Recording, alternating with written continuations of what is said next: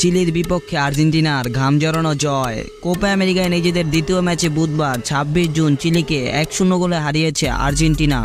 ম্যাচের ৮৮ মিনিটে লাউতারো মার্তিনেজের একমাত্র গোলে জয় পায় লিওনেল স্কালোনির শিষ্যরা। এই জয় সবার আগে কোয়ার্টার ফাইনাল নিশ্চিত হলো তাদের। ম্যাচের শুরু থেকেই একক আধিপত্য দেখালো প্রথমার্ধে গোলের দেখা পায়নি মেসিরা। গোলের অনেকগুলো সুযোগ নষ্ট করেছেন হুলিয়ান আলভারেস, নিকোলাস গঞ্জালেসরা। তারা চিলের গোলকিপার ক্লদিও ব্রাভোর পরীক্ষা নিলেও ব্যর্থ হয়েছেন। লিওনেল মেসির ভাগ্য সহায় ছিল না এদিন।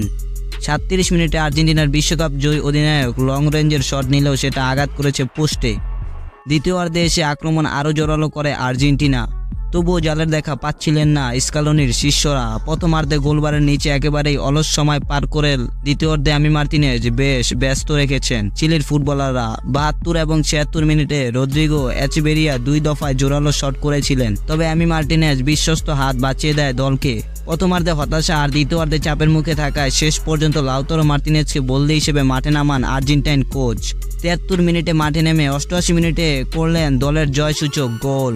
মেসির করা কর্নার থেকে পাওয়া গোলটি রিবাউন্ড হয়ে মার্তিনেজের কাছে এলে বক্সের মাঝামাঝি থেকে জাল কাঁপিয়েছেন। অবশ্য গোলটি বৈধ কিনা সেটি নিয়ে রিভিউ চলে কিছুক্ষণ, যদিও সিদ্ধান্ত পাল্টায়নি তাতে। এটি লাউতারো মার্তিনেজের এবার আসরের দ্বিতীয় গোল, অন্যদিকে জাতীয় দলের জার্সিতে ২৬তম গোল। তার এই একমাত্র গোলে জয় নিয়ে মাঠ ছাড়ে আর্জেন্টিনা। একই সঙ্গে এক ম্যাচ হাতে থাকায় কোয়ার্টার ফাইনাল নিশ্চিত হলো তাদের।